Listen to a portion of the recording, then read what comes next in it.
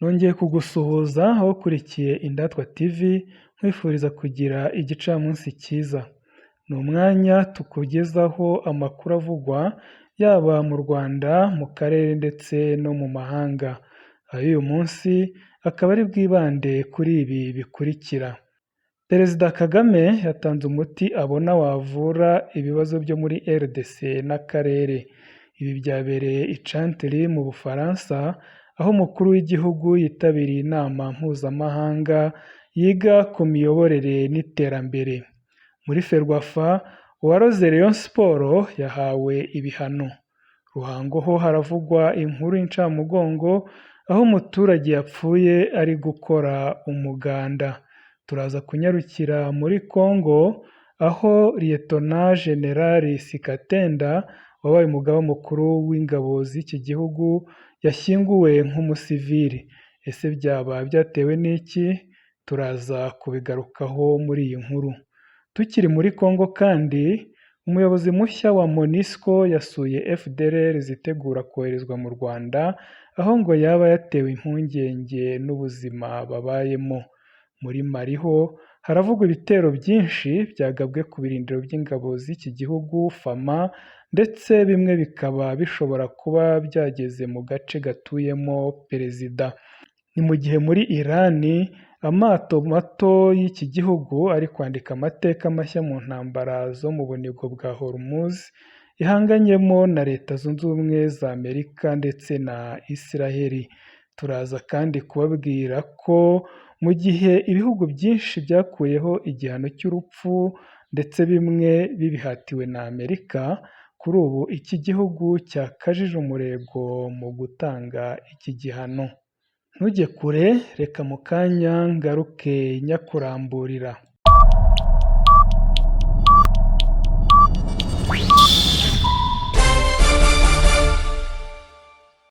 Reka duhere ku nkuru ivuga ko Perezida Kagame yatanze umuti abona wavura ibibazo byo muri RDC n'akarere.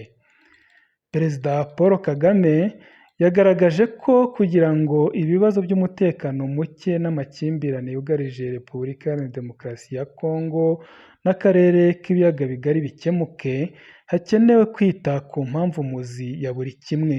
Umukuru w'igihugu yabitangarije i Chantilly mu Bufaransa, aho yitabiriye inama mpuzamahanga yiga ku miyoborere n'iterambere. Mu kiganiro yatangiye muri iyi nama, yavuze ko ibibazo byugarije RDC n'akarere muri rusange bidashobora gukemurwa mu ijoro rimwe, ashimangira ko hakenewe kwita ku mpamvu muzi yatumye bibaho. Yagize ati "Ibibazo ntibishobora gukemuka mu ijoro rimwe. Ibibazo ntibikemurwa mu gihe gito. Hakenewe kurebwa ku mpamvu ya buri kimwe, ibiganiro bigahabwa igihe gihagije kugira ngo abantu bashake igisubizo buri wese abonamo inyungu." Ibibazo by'amakimbirane ari muri Congo Kinshasa, by'umwihariko intambara imaze imyaka irenga 4 isakiranya ingabo z'iki gihugu n'umutwe wa AFC M23, byatumye umubano wa Kinshasa n'u Rwanda uzamo ibibazo, ndetse binateza umwuka mubi hagati yarwo n'ibindi bihugu birimo u Burundi nabwo bufite ingabo mu burasirazuba bwa Congo. Ibihugu bitandukanye n'imiryango mpuzamahanga yagerageje guhosha umwuka mubi, gusa kugeza ubu nta musaruro ufatika uragerwaho. Perezida Paul Kagame yanenze abashaka gukemura ibibazo biriho kuba bita ku nyungu zabo aho kwita ku bibazo by'abaturage. Perezida Kagame yavuze ko kuri ubu ategereje kureba niba Leta Zunze Ubumwe za Amerika na Qatar bamaze igihe bayoboye ibiganiro by'amahoro bya Doha na Washington bazemera gushyira ku ruhande inyungu zabo bwite bagakemura ibibazo uko bikwiye. Muri Ferwafa ho haravugwa inkuru y'abahawe ibihano nyuma y'ukuroga Rayon Sports.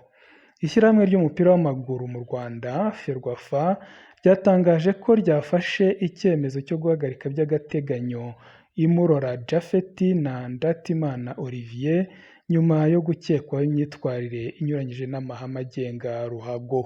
Nk'uko iri shyirahamwe ryabitangaje, iki cyemezo gishingiye ku mategeko agenga imyitwarire y'abakora mu mupira w'amaguru, aho aba bombi bakekwaho ibikorwa bishobora guhungabanya ubunyangamugayo bw'imikino. Ku ruhande rwa Ndatimana Olivier ushinzwe ibikoresho muri Gorilla FC, akurikiranyweho imyitwarire idasanzwe yagaragaje mbere y'umukino w'igikombe cy'amahoro wahuje Gorilla FC na Rayon Sports wabaye ku wa 22 Mata 2026. Biravugwa ko yagaragaye hafi y'ikibuga akora ibikorwa byateje impaka, bamwe babifata nk'ibishobora kuba bifitanye isano n'imigenzo itemewe mu mupira w'amaguru, aho bivugwa ko yari ari kuroga Rayon Sports. Naho Imurora Japhet, umutoza wungirije w'Amagaju FC, wakurikiranyweho kugira uruhare mu gushaka guhindura uko umukino wagenze. Amakuru yasakaye agaragaza amajwi bivugwa ko araye arimo asaba umukinnyi wa Musanze FC ubufasha bwo koroshya umukino, amwizeza inyungu zirimo amafaranga. Muri ayo majwi kandi humvikanamo ibiganiro byerekeye imigambi yo kubona intsinzi mu buryo butanyuze mu mucyo, harimo n'ivugwa ry'igihembo cy'amafaranga ku bitego byatsindwa. Ferwafa yatangaje ko aba bombi bahagaritswe mu bikorwa byose bifitanye isano na ruhago, banabujijwe kwegera ibikorwa by'ikipe birimo imyitozo n'imikino kugeza igihe komisiyo ishinzwe imyitwarire izafatira umwanzuro wa nyuma. Iri shyirahamwe rikomeza gushimangira ko riharanira kubungabunga ubunyangamugayo n'isura nziza y'umupira w'amaguru mu Rwanda, rinamagana imyitwarire yose inyuranyije n'amategeko n'indangagaciro za siporo. Naho mu karere ka Ruhango haravugwa inkuru y'incamugongo, aho umuturage yapfuye ari gukora umuganda. Umugabo w'imyaka 45 witwaga Nyandwi Emmanuel wari mu muganda wo gusenya amashuri ashaje mu rwunge rw'amashuri rwa Mwendo mu karere ka Ruhango, yagwiriwe n'igikuta arapfa. Urwunge rw'amashuri rwa Mwendo ruherereye mu mudugudu wa Nyamigina, akarere ka Gafunzo. Rwari rufite ibyumba by'amashuri bishya n'ibishaje bitari bigikoreshwa. Umunyamabanga nshingwabikorwa w'umurenge wa Mwendo, Nemeyimana Jean Bosco, yabwiye igihe ko ibyumba by'amashuri byasenywaga byubatswe kera kandi ko byari byubakishije rukarakara. Yagize ati "Twari mu muganda, hari ahantu hari ibyumba by'amashuri bishaje, twubatse ibindi bibisimbura. Uyu munsi rero twari dufite umuganda wo gukuraho ibyo bishaje kugira ngo bitazagwira n'abana." Gitifu Nemeyimana yakomeje ati "Mu byago rero twagize, duhirika igikuta kimwe, ikindi gihita kiza gifata umwe mu baturage bacu, tugira ibyago ahita apfa. Bari benshi, bamwe babashije kugihunga ariko we kiramufata kiramugwira." Umurambo wa Nyandwi wajyanywe mu bitaro bya Kabgayi biherereye mu karere ka Muhanga mu gihe hari gutegurwa gahunda yo kumushyingura. Reka twerekeze muri Congo, aho Liyetona Jenerali Sikatenda yashyinguwe nk'umusivile bigateza impaka nyinshi muri rubanda. Kera kabaye Liyetona Jenerali Sikatenda Shabani wigeze kuba umugaba mukuru w'ingabo za Repubulika Iharanira Demokarasi ya Congo yashyinguwe nyuma y'umwaka urenga wari ushize yarapfuye.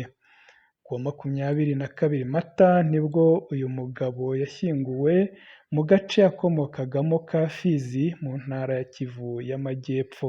Icyakora nk'abandi basirikare, Sikatenda ubwo yashyingurwaga ntiyigeze ahabwa icyubahiro cya gisirikare, ahubwo yashyinguwe nk'abasivile. Ni ibintu byateje impaka no kwibaza kwinshi ikibyihishe inyuma mu Banyekongo. Sikatenda wari ufite imyaka 83 y'amavuko ni umwe mu basirikare bo mu mutwe witwaje intwaro wa AFDL wari uyobowe na Laurent Désiré Kabila barwanije ubutegetsi bwa CCSCO.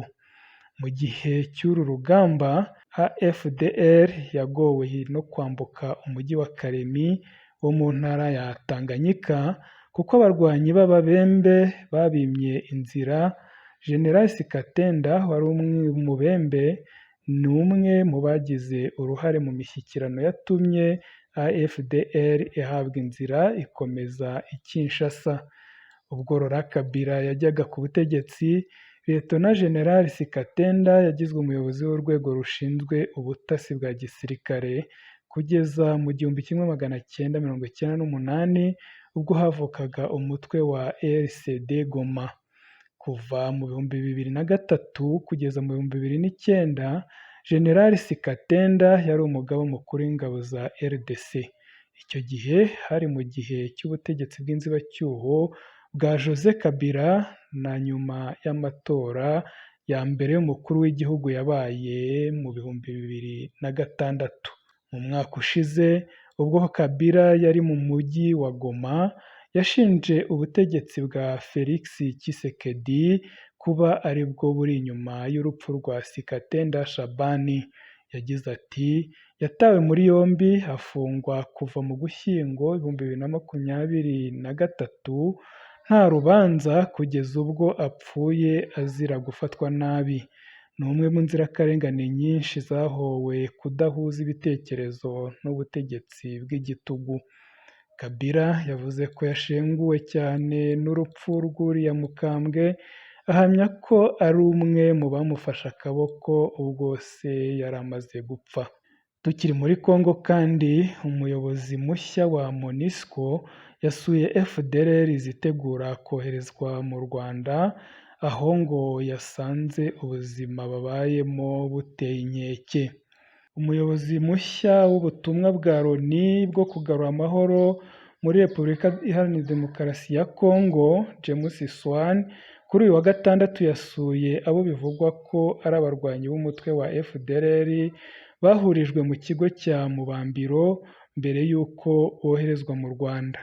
Abarwanyi Swan yasuye ngo ni abemeye ubusabe bw'ingabo za FARDC zabasabye kurambika intwaro hasi bakabishyikiriza kugira ngo boherezwe mu Rwanda.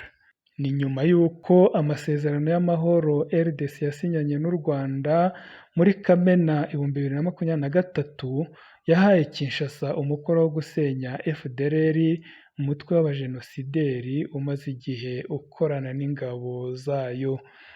Itangazamakuru ryo muri Congo Kinshasa rivuga ko bisabwe na guverinoma ya Congo, MONUSCO ari igomba gukora inshingano zo kwambura intwaro, gusubiza mu buzima busanzwe no gucyura FDLR. Umuyobozi mushya wa buriya butumwa bwa Loni ubwo yasuraga RDC muri iki cyumweru yongeye gushimangira ko ikibazo cya FDLR gikomeje kuba icy'ingenzi kuri MONUSCO no ku muryango mpuzamahanga, kikaba kiri mu myanzuro y'inama y'umutekano ya Loni. Yavuze ko yatewe impungenge n'imibereho y'abagore n'abana bari i Mubambiro, agaragaza ko buri murwanyi uretse intambara aba ateye indi ntambwe iva kure y'ihohoterwa. Mu Kwakira 2025 nibwo guverinoma ya RDC binyujije mu ngabo za FARDC yahamagariye FDLR guhagarika imirwano no kwinjira muri gahunda yo kurambika intwaro no gucyurwa hakurikijwe amasezerano ya Washington ashyira imbere gusenya uwo mutwe. Icyakora amakuru aturuka mu bice bitandukanye avuga ko hari abarwanyi ba FDLR bagifatanya urugamba n'ingabo za RDC zigihanganyemo na M23, ndetse ko Perezida Felix Antoine Tshisekedi amaze igihe yakira abantu batandukanye barwanya ubutegetsi bw'u Rwanda mu rwego rwo kongera ingufu uriya mutwe, byaba ngombwa bakanahindura izina ryawo. Mu gihugu cya Mali ho haravugwa ibitero byinshi byibasiye ibirindiro by'ingabo z'iki gihugu FAMA ndetse ngo bimwe byaba byanageze mu gace gatuyemo perezida w'iki gihugu. Mu gitondo cyo kuri uyu wa gatandatu tariki ya 25 Mata, mu bice bitandukanye biri hafi y'umujyi wa Bamako wo muri Mali humvikanye urusaku rwinshi rw'amasasu nyuma y'ibitero byagabwe ku birindiro by'ingabo za kiriya gihugu. Televiziyo ya TV5 Monde yatangaje ko uduce twagabwemo ibitero turimo aka Kati gaherereye mu birometero 15 uvuye i Bamako, aka Gao n'aka Sevare. Ni ibitero by'uruhurirane byagabwe guhera saa 11 z'igitondo. Umutwe w'inyeshyamba z'Abatuareg wa Front de Libération de l'Azawad niwo wigambye biriya bitero biciye mu muvugizi wawo.